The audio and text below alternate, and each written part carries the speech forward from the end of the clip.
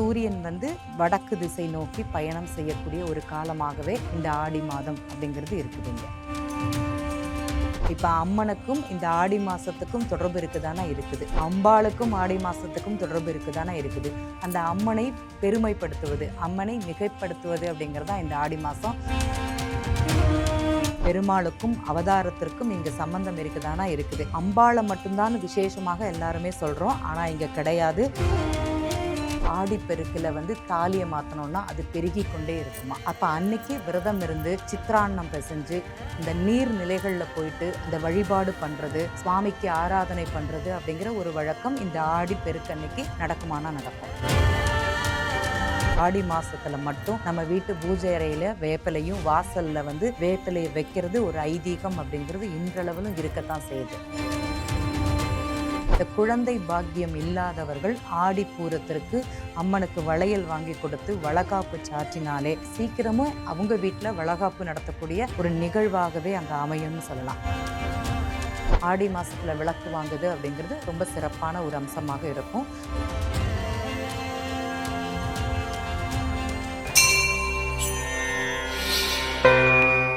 Broek பக்தி நேயர்களுக்கு வணக்கம். இன்று நம்முடன் ஏஎல்பி ஜோதிடர் உமா வெங்கட் அவர்கள் நம்மோடு இணைந்துள்ளார். வணக்கம். வணக்கம்.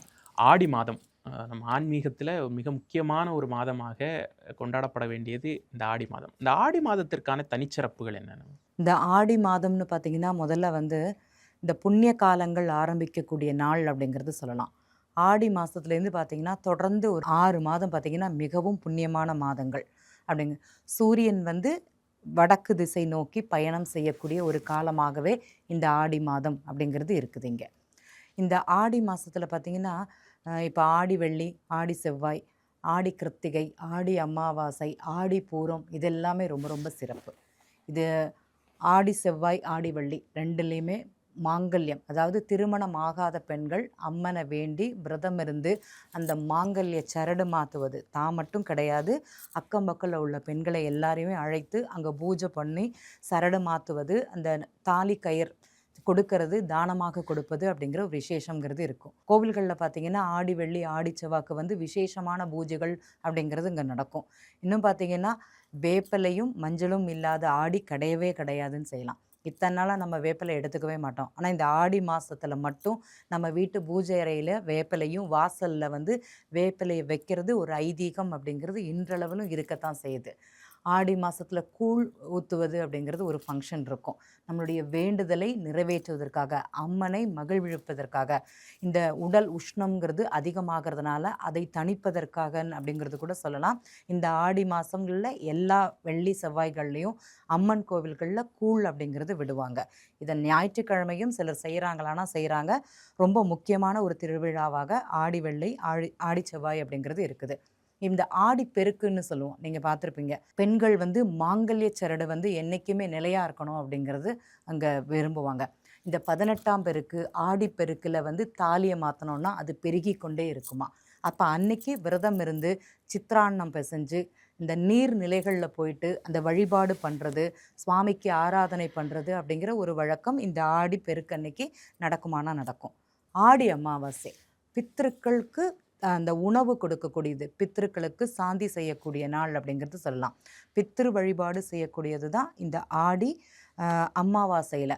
நான் ஒரு வருஷமாக எந்த பித்ரு வழிபாடும் பண்ணலை, என்னைக்குன்னு எனக்கு தெரியாது, ஆனால் அவங்களுக்கு ஒரு கடமையாக நான் இன்னும் செய்யலைன்னு யாரெல்லாம் நினைக்கிறாங்களோ இந்த ஆடி அமாவாசையில் பித்ரு வழிபாடுங்கிறது பண்ணாலே இவங்களுக்குள்ள நிறைய மாற்றம் கிடைக்குமானா கிடைக்கும். இந்த பூர்வ புண்ணியத்தை கரைக்கிறது எப்படி அப்படின்னா இந்த பித்ரு வழிபாட்டின் மூலமாகத்தான் அதை கரைக்க முடியும். அங்கே என்ன பூர்வ புண்ணியங்கிறது நமக்கு தெரியாது, இருந்தாலும் அந்த நம்மளுடைய 7 தலைமுறை பித்ருக்கள் நம்ம இருக்கும்போதே நம்ம கூட தான் இருப்பாங்களாம். அப்போ அவங்களுக்கு அந்த பித்ரு வழிபாடு செய்வதன் மூலமாக இது குறையுமானா கண்டிப்பாக குறையும். நமக்கு வர வேண்டிய முன்னேற்றத்தை தடுக்கக்கூடியது பித்ருக்கள்னு யாரெல்லாம் நினைக்கிறாங்களோ அவங்க இந்த ஆடி அமாவாசை அன்னைக்கு பித்ரு வழிபாடுங்கிறது பண்ணலாம். அதுவும் நீர்நிலைகளில் பண்ணுவதுங்கிறது ரொம்ப ரொம்ப விசேஷம். நதிகள்லையோ ஆற்றிலையோ கடல்லையோ செய்வதுங்கிறது ரொம்ப விசேஷம்னு சொல்லலாம். ஆடிப்பூரம் ரொம்ப ரொம்ப விசேஷம். பூரம் அம்பாள் அவதரித்த தினம் அப்படிங்கிறது சொல்லலாம். இந்த ஆடி பூரத்தன்னைக்கு அம்மனுக்கு வந்து வளகாப்பு அப்படிங்கிறது அணிவாங்க. நீங்கள் பார்த்தீங்கன்னா கோவிலுக்கு போனால் எல்லா கோவில்களும் அம்மனுக்கு வந்து வளகாப்பு மாதிரி வளையலும் மாலைகளும் அலங்காரமும் அப்படிங்கிறது பண்ணியிருப்பாங்க. இந்த குழந்தை பாக்கியம் இல்லாதவர்கள் ஆடிப்பூரத்திற்கு அம்மனுக்கு வளையல் வாங்கி கொடுத்து வளகாப்பு சாற்றினாலே அதோட பிரசாதம் அப்படிங்கிறது அடுத்த நாள்லேருந்து கொடுப்பாங்க. அதை வாங்குவதும் சிறப்பாக இருக்கும். சீக்கிரமும் அவங்க வீட்டில் வளகாப்பு நடத்தக்கூடிய ஒரு நிகழ்வாகவே அங்கே அமையும்னு சொல்லலாம். இப்போ நம்ம கோயம்பேடில் உள்ள குறுங்காலீஸ்வரர் கோவில் போனீங்கன்னா சீதாதேவிக்கு வளகாப்பு நடக்கக்கூடிய ஒரு தன்மை அப்படிங்கிறது இந்த மாதங்களில் அதிகமாக இருக்கும். நீங்கள் அங்கே எப்போ போனாலுமே சரி, சீதாதேவிக்கு வளகாப்பு நடந்த கோவிலாக அங்கே இருக்குது.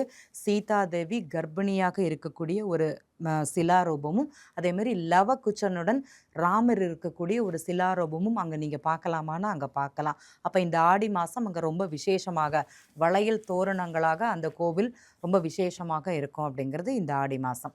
அதே மாதிரி ஆடி மாதத்தில் இது மட்டுமே சிறப்புங்கிறது அங்கே சொல்ல முடியாது. இந்த ஆடி மாதம் ஹயக்ரீவர் வந்து உதயமானதுன்னு பார்த்தீங்கன்னா இந்த ஆடி மாதத்தில் தான்.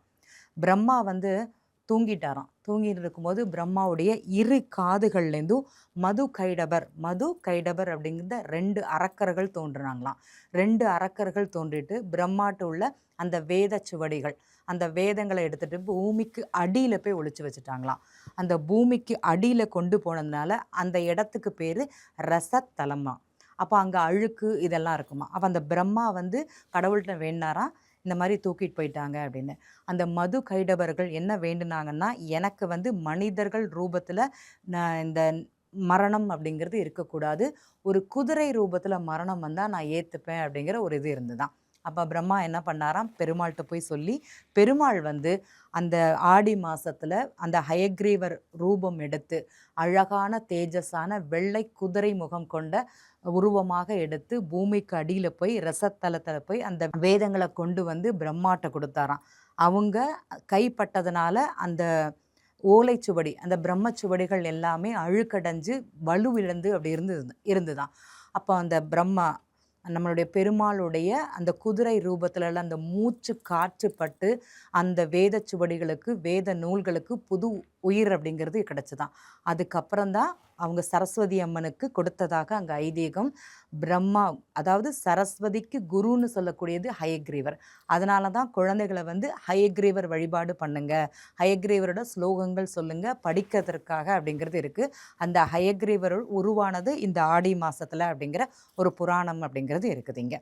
அதுக்கப்புறம் பார்த்தீங்கன்னா கஜேந்திர மோட்சம் நடந்ததுன்னு பார்த்தீங்கன்னா இந்த ஆடி மாதம் எல்லாருக்குமே தெரியும். பெருமாள் வந்து கஜேந்திரனுக்கு மோட்சம் கொடுத்த காலம் அப்படின்னு இந்த காலம். யானை வந்து தண்ணி குடிக்க போகும்போது முதலை வந்து யானையை வந்து கடிப்பதாக நம்ம பார்த்துருக்கோம். அதுலேருந்து மோட்சம் கிடைத்ததுன்னு பார்த்தீங்கன்னா அது இந்த மாதத்தில் தான் நடந்திருக்குது. கஜேந்திர மோட்சம் உருவானது இந்த மாதத்தில். அதனால் இந்த மாதங்கிறது ரொம்ப விசேஷம். நம்ம வந்து அம்பாளை மட்டும்தான் விசேஷமாக எல்லாருமே சொல்கிறோம், ஆனால் இங்கே கிடையாது. பெருமாளுக்கும் அவதாரத்திற்கும் இங்கே சம்பந்தம் இருக்குதானா இருக்குது. வைணவங்கள்லையும் இந்த மாதம் ரொம்ப விசேஷமாக கொண்டாடக்கூடியது இந்த ஆடி மாதம்னு சொல்லலாம். அதுக்கப்புறம் கிராம தேவதை வழிபாடு. எங்கெல்லாம் கிராம தேவதைகள் இருக்கிறதோ இந்த ஆடி மாதத்தில் கிராம தேவதை வழிபாடு ரொம்ப சிறப்பாக அப்படிங்கிறது கொண்டாடப்படுகிறது.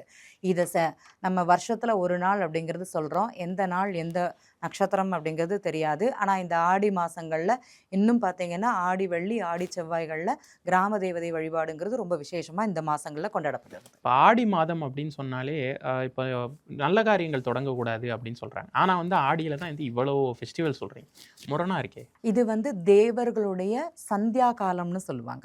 அப்போ தேவர்கள் விரதம் இருந்து சுவாமியை கும்பிடக்கூடிய ஒரு காலமாகத்தான் இந்த ஆடி மாதம்ங்கிறது இருக்குது. அதனால தான் நிறைய நல்ல காரியங்களை அவங்க தவிர்க்கக்கூடிய ஒரு மாதமாகவும் இந்த ஆடி மாதம் அப்படிங்கிறது இங்கே இருக்குது. இன்னொன்று சொல்ல போனீங்கன்னா, இந்த சிவனுக்கும் பெருமாளுக்கும் 2 பேருக்குமே அவங்களுடைய சீடர்கள் சங்கரன் பதுமன் அப்படிங்கிறது 2 பேர் இருப்பாங்களாம். என்னுடைய கடவுள் தான் பெரியது, உன்னுடைய கடவுள் தான் பெரியதுன்னு 2 பேருக்குமே ஒரு போட்டிங்கிறது இருக்கும். அப்போ அம்பாள் என்ன பண்ணாலாம், ஊசி முனையில் தவம் பண்ணாலாம். ஊசி முனையில் தவம் பண்ணி இந்த 2 பேருக்குள்ள முதன்மையானது யாருங்கிறத சிவபெருமான்கிட்ட கேட்டாலாம். அந்த சிவபெருமான் ஹரியும் ஹரனும் ஒன்று அப்படிங்கிறத ஒரே உருவமாக எடுத்த மாதம்ங்கிறது இந்த ஆடி மாதம். அப்போ அதாவது நம்ம எல்லாருக்குமே பிறக்கக்கூடியதுன்னு மட்டும்தான் தெரியும். ஆனால் இங்கே சேர்க்கை அப்படிங்கிறது இந்த இடத்துல நடந்திருக்கதானே இருக்குது. சங்கர நாராயணனாக காட்சி கொடுத்தது அப்படிங்கிறது இந்த ஆடி மாதம். அப்போ முதன்மையாக இந்த ஆடி மாசத்துல தான் சங்கரநாராயணன் வந்திருக்கிறாரு. இந்த ஆடி மாசத்துல தான் உங்களுக்கு வந்து ஹயக்ரீவர் அப்படிங்கிறது உதிச்சிருக்கிறாரு. இந்த ஆடி மாசத்துல தான் கஜேந்திர மோட்சம் அப்படிங்கிறது உருவாகுது.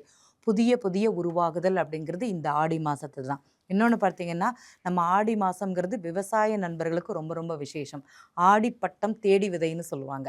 இந்த விதைகள தூவக்கூடியது அந்த பூமிய. காவிரி வந்து ஆத்த தொறந்து விடுவாங்களாம். அப்ப அந்த காவிரி நதிக்கரையில போயிட்டு திருமாங்கல்ய பலத்திற்காக கணவருடைய ஆயுள மீட்டெடுக்கிறதுக்காக காவிரி தாயிட்ட போயிட்டு வேண்டுதல் அப்படிங்கிறது வைக்கக்கூடியது இந்த ஆடி மாசம் தான். அதே மாரி நமக்கு படி அளக்கக்கூடியது பூமி தாயிட்டையும் ஒரு நன்றி சொல்லி இந்த விவசாய நண்பர்கள் ஆடி மாசத்துல பூஜை அப்படிங்கிறது பண்ணுவாங்க. இவ்வளவும் இந்த ஆடி மாசத்துல தான் நடக்கிறது. ஆடி அப்படின்னு சொன்னாலே அம்மனுக்கு கூழ் வார்த்தல், அம்மன் கோவில் திருவிழாக்கள். ஆடிக்கும் அம்மன் வழிபாட்டுக்கும் உண்டான தொடர்பு. பெண்கள் அப்படிங்கிறது தான் ஆடி. இப்போ நம்ம காலபுருஷ தத்துவத்துல பார்த்தீங்கன்னா, 4வது மாதம் அப்படிங்கிறது தான் இந்த ஆடி மாதம். சித்திரை, வைகாசி, ஆனி, ஆடி. இந்த 4வது மாதம்ங்கிறது 4வது வீடுங்கிறது தாய்ன்னு சொல்லுவோம். தாய்னா அம்மன். இப்ப அம்மனுக்கும் இந்த ஆடி மாசத்துக்கும் தொடர்பு இருக்குதானா இருக்குது. அம்பாளுக்கும் ஆடி மாசத்துக்கும் தொடர்பு இருக்குதானா இருக்குது. அந்த அம்மனை பெருமைப்படுத்துவது, அம்மனை மிகைப்படுத்துவது அப்படிங்கிறது தான் இந்த ஆடி மாசம். முதன்மையாக அம்மன் வழிபாடுங்கிறது இந்த ஆடி மாசத்துல தான் சிறப்பாக கொண்டாடுறாங்க. அதற்கும் ஐதீகம் இருக்குதானா அங்க இருக்கத்தான் செய்யுது. ஆடி மாதத்துல நம்ம என்னெல்லாம் வழிபாடு இப்ப நீங்க நெறைய ஃபெஸ்டிவல்லாம் சொன்னீங்க. நம்ம ஒரு ஒரு சாமானியமா நம்ம வந்து பூஜை அறையிலேருந்து ஆரம்பிப்போமே. இந்த ஆடி மாதம் இப்போ வருது. என்ன பண்ணணும்? ஆடி மாசத்துல முதல்ல நம்ம வீட்ல வாங்கக்கூடியது உப்பு. அதுக்கப்புறம் பார்த்தீங்கன்னா, சர்க்கரை அப்படிங்கிறது கல்லுப்பு. கல்லுப்பு. ம். கல்லுப்பு அப்படிங்கிறது சுவாமி மகாலட்சுமியோட அம்சம் அப்படிங்கிறது கல்லுப்பு. சர்க்கரை அப்படிங்கிறது வாங்கணும். என்னைக்குமே வீட்ல மகிழ்ச்சியும், அந்த சந்தோஷமும் நிலைத்திருக்கணும் அப்படிங்கிறதுக்காக சர்க்கரை அப்படிங்கிறது வாங்கணும். முடிந்தவர்கள் ஒரு விளக்கு வாங்கி வைப்பது அப்படிங்கிறது நல்லாயிருக்கும். ஆடி மாசத்துல விளக்கு வாங்குது அப்படிங்கிறது ரொம்ப சிறப்பான ஒரு அம்சமாக இருக்கும். நித்திய பூஜை அப்படிங்கிறது அம்மனுக்காக நித்திய பூஜை செய்யக்கூடிய ஒரு மாதம் அப்படிங்கிறது இந்த ஆடி மாதம். இந்த 32 நாள் ஆடி எல்லா மாதங்கள்லேயும் சிறப்பு. இந்த ஆடி மாதங்களில் மட்டும் 5 வெள்ளி 5 செவ்வாய் அப்படிங்கிறது வரும். இந்த 5 செவ்வாய்க்கிழமைகளில் அம்மனை வந்து அலங்காரம். இந்த கோவில்களில் பார்த்தீங்கன்னா அம்மனுக்கு ஒரு ஒரு அலங்காரம், குழந்தைகள் பாட்டு, அதே மாதிரி கோலாட்டு, இது எல்லாமே இந்த ஆடி மாசத்துல தான் நடக்கும்னு சொல்லலாம். குழந்தைகள் அழகாக ட்ரெஸ் பண்ணி இது பண்ணி அம்மனை மகிழ்ச்சிப்படுத்துறது அப்படிங்கிறது இந்த ஆடி மாசத்துல அப்படிங்கிறது நடக்கும். ஆடி மாதம் திருமணம் ஆகாதவர்களுக்கு, குழந்தை பிறக்காதவர்களுக்கு அவர்களுடைய வேண்டுதலை நிறைவேற்றி வைக்கக்கூடிய ஒரு மாதமாக இருக்கும். வீடுகளில் முக்கியமாக உப்பு, சர்க்கரை, விளக்கு அப்படிங்கிறதும், கொஞ்சம் வேப்பிள்ளை அப்படிங்கிறது வாங்கி அம்மன் முன்னாடி பூஜை ரூம்ல வைக்கிறதும், வெளியில வாசல்ல காவலுக்காக அப்படிங்கிறது ஆடி மாசத்துல அந்த வேப்பிலை வைக்கிறது ரொம்ப விசேஷமான மாதமாக இருக்கும். ஆடி மாதம் குறித்து நிறைய விஷயங்கள் எங்களோட பகிர்ந்துக்கிட்டீங்க. ரொம்ப நன்றி. நன்றி.